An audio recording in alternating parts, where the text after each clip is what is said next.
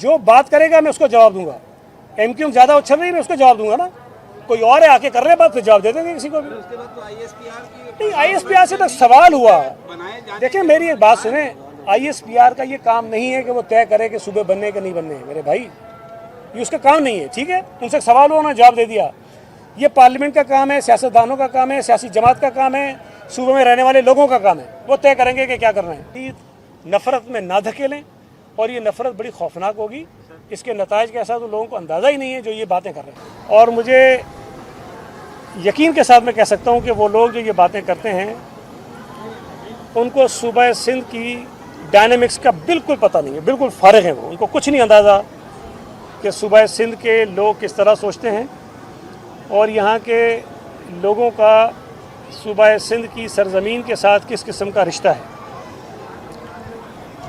मैं एक मिसाल देता हूँ बार बार, और ये शायद समझाने के लिए बड़ी आसान हो। ग़ालिबन 2012 या 13 की बात होगी या 11 की, मुझे एग्जैक्टली याद नहीं है। एमक्यूएम के साथ हमारा एक मुआहिदा हुआ और हमने बल्दियाती निज़ाम में कुछ तरामीम की, और उन तरामीम की बुनियाद पे जो पीपल्स पार्टी की मुखालिफ जमातें थीं उन्होंने पूरे सिंध में एक तहरीक चलाई कि दौरा बल्दियाती निज़ाम नामंजूर। और वो ये कह रहे थे कि कराची के लिए बल्दियाती निज़ाम अलग कर दिया गया और बाकी सिंध के लिए अलग कर दिया गया। हालांकि मैं इससे इत्तफाक नहीं करता हूँ। आज भी या इससे पहले जितने भी बल्दियाती निज़ाम आए हैं उसमें शहरों के लिए और दही इलाकों के लिए जो निज़ाम होता है उसमें फ़र्क होता है। लेकिन वो जो नारा था वो इतना चला कि पूरे सूबा सिंध में एक अजीब सी कैफियत बनी और पूरा सूबा सिंध उस पर खड़ा हो गया। और उन्होंने सिर्फ इस बुनियाद पर कि जी कराची के लिए जो बल्दियाती निज़ाम रखा गया है वो मुख्तलिफ है, उन्होंने एहतजाज किया। और पीपल्स पार्टी के तमाम जो अरकान सूबाई असम्बली थे उन्होंने आकर लीडरशिप से इल्तिजा की कि मेहरबानी करके इसको वापस करें, हम अपने घरों से नहीं निकल सकते। और वो बल्दियाती तरमीम पीपल्स पार्टी को वापस लेनी पड़ी सूबाई असम्बली को। ये जो बल्दियाती तरमीम थी वो, और जो सिंध में नया सूबा बनाना है वो, इन दोनों इश्यूज़ में कोई कंपैरिजन नहीं है। ज़मीन और आसमान का फ़र्क है।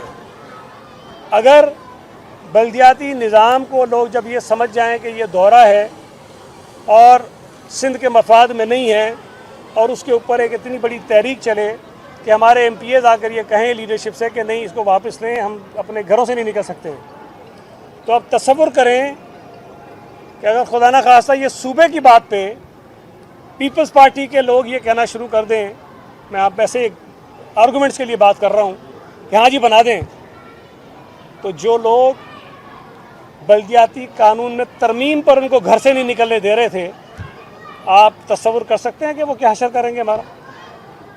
ये पीपल्स पार्टी की बात ही नहीं है।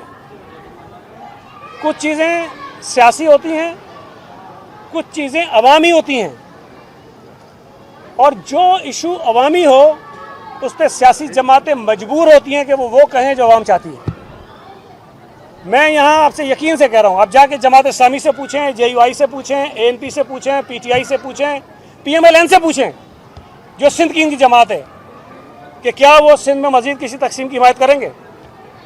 नहीं करेंगे।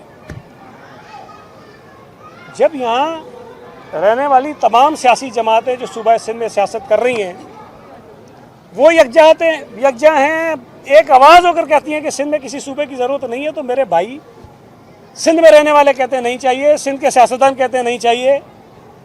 अब वो 3-4 आदमी जो मैंने कल भी कहा कि कौंसलर नहीं बन सकते, यार उनकी हैसियत क्या है? MQM की आज हैसियत क्या रह गई है? एक UC नहीं जीत सकते ये, वो बैठ के फैसला करेंगे कि सिंध का मजीद सूबा बनना चाहिए कि नहीं बनना चाहिए। मैं समझता हूँ कि जब वो बात करते हैं उनको खुद शर्म आनी चाहिए। वो अपने आप को तो जोड़ नहीं सकते हैं, बिखर गए, गोलियां चला रहे हैं, कुर्सियां मार रहे हैं एक दूसरे को, शक्लें एक दूसरे के देखना पसंद नहीं करते हैं। और सूबा सिंध में सूबा बनाने के लिए कोई इकट्ठे बिठा देता तो बातचीत शुरू कर देते हैं। तो इनको ये जेब नहीं देता है। जो मुझे डर लगता है ना, सच्ची बात है, जो मुझे डर लगता है और बहुत मुझे खौफ लगता है इस बात से, इनको अंदाज़ा नहीं है कि इनकी बातों से सूबा सिंध में क्या क्या कुछ हो सकता है। मुस्तफ़ा कमाल की एक तकरीर शायद आपको मिल गई होगी, मैंने कल सुनी। वो कह रहा था मैं सक्खर गया मैंने वहाँ महाजरों से कहा तुम्हें सूबा चाहिए, तो उन्होंने कहा नहीं नहीं नहीं, हमें सूबा नहीं चाहिए, हमने यहाँ रहना है, ये क्या बातें कर रहे हैं। इस तरह की बातें वो खुद कर रहे थे, समझ की बात थी, समझदारी की बात थी जो वो कर रहा था, मुझे नहीं पता आज उसको क्या हो गया। तो आपके सियासी मफादात हो सकते हैं, आपके सियासी एजेंडे हो सकते हैं, लेकिन सियासी मफादात और सियासी एजेंडे को आप उस वक्त तक आगे लेकर जाइए जहाँ लोगों के अंदर नफरतें ना पैदा हों। ये नफरतें नहीं है, ये नफरत से भी आगे की कोई चीज़ है। बड़ी मुश्किल से सूबा सिंध में रहने वाले लोगों में वो नफरतें, वो दूरियां कम हुई हैं। ये बदबक दोबारा से शुरू हो गए उस काम पर फैलाने के लिए। ये चाहते हैं कि यहाँ फसादात हों, यहाँ लड़ाइयाँ हों।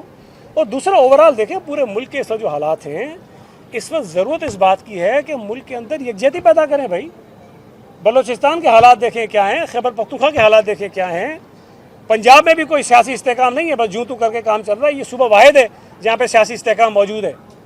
यहाँ पे भी अदम इस्तेकाम पैदा करना है, बल्कि उससे भी शायद आगे का काम कोई कर रहे हैं। तो मुझे नहीं समझ आती कि ये जो भी बैठ के टीवी पे बातें कर रहे होते हैं, आप थोड़ी सी अपनी कॉमन सेंस अप्लाई करें कि मेरी इस ज़बान से निकली हुई बात का असर इस सूबे में रहने वाले लोगों पर क्या होगा, और अगर ये बदगुमानी लोगों के ज़हनों में घुस गई तो उसके नताइज क्या निकलेंगे, और उस नताइज का जो खुमियाजा इस मुल्क को भुगतना पड़ेगा वो क्या होगा। मैं आपको लिख के देने को तैयार हूँ, मैं सियासी कारकुन ही जो मर्जी कर लें, जो मर्जी कर लें, सिंध के अंदर कोई सूबा नहीं बन सकता। ये मैं आपको लिख के देने को तैयार हूँ, इसलिए कि पूरा सूबा सिंध उस पर जो उलट पड़ेगा नहीं करने देगा ये। देखिए पंजाब में, केपी में सूरत हाल मुख्तलिफ है। खैबर पख्तूनख्वा की असम्बली अगर करारदाद पास करती है कि सूबा बनना चाहिए, बिस्मिल्लाह भाई, उनका हक है, वो मर्जी करें, उन्होंने किया है। पंजाब की असम्बली अगर करारदाद पास करती है कि यहाँ 2 सूबे बनने चाहिए तो बनाए, वो सूबा कह रहा है, वहाँ के लोग कह रहे हैं। नवाज शरीफ ने तकरीर में कहा है, शहबाज शरीफ ने तकरीर में कहा है कि यहाँ बना रहे हैं 2 सूबे, बनाए, हमें क्या एतराज़ है। लेकिन जहाँ लोग कह रहे हैं कि नहीं बनना चाहिए, आप तय करके बैठे कि नहीं यही तो बनाना है हमने, इससे कोई मुल्क की खिदमत नहीं हो रही है। ये अकल के नाखून लें, होश के नाखून लें, यहाँ पर लोगों को मज़ीद नफ़रत में ना धकेलें, और ये नफ़रत बड़ी खौफनाक होगी। इसके नताइज कैसा तो लोगों को अंदाज़ा ही नहीं है जो ये बातें कर रहे हैं। अच्छा सर, अभी आपने अपनी बात में कहा कि कोई इनको साथ बैठाकर सूबा तोड़ने की बात करता है, तो वो कोई कौन है? अगर आप फारूक सत्तार है। पीटीए को यहाँ जलसे करने की इजाज़त नहीं दी गई।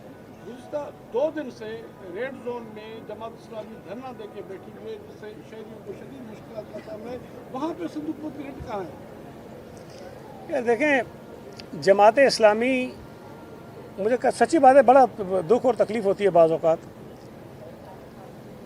वो कहते हैं कि हम एहतजाज करते हैं अवामी मसाइल पर और आवाम को महंगाई से या दीगर मसाइल से निकालने के लिए। अच्छी बातें करना चाहिए, इस पर मुझे कोई इख्तलाफ नहीं है, लेकिन अजीब आवाम को सहूलत देने के लिए करते हैं। कराची का 18 पॉइंट चुनते हैं जहाँ से कराची पूरा चौक हो जाएगा, और वहाँ जाके मुजाहरा करते हैं। वो भाई शहबाज शरीफ को कौन सा फ़र्क पड़ा है जिससे मुतालबा कर रहे हो कि ये जो लीवी आपने लगाई है टैक्स पे वो ख़त्म करो। वो लोग जो पेट्रोल महंगा होने की वजह से मुसीबत में हैं, उन्हीं के 4 लीटर रोज़ाना ज़्यादा चलवाते हैं, मुजाहरा करके, रास्ते बंद करके, तकलीफ अलग डालते हैं, उनको ज़हनी अजियत में उनको मुब्तला करते हैं। ये कहाँ की अकलमंदी है? जिन लोगों के लिए तुम कहते हो कि हम पेट्रोल सस्ता करने की बात कर रहे हैं, उनसे पूछो तो ये गालियाँ दे रहे होते हैं इनको दिलों में कि कर क्या रहे हो हमारे साथ। और ये देखें, इनकी ये मंतक है, पता नहीं इनके दिमाग में कहाँ से घुसा हुआ है। अच्छे लोग तो थे बाज़ कुछ अर्सा पहले तक, तो पता नहीं क्या हो गया इनको।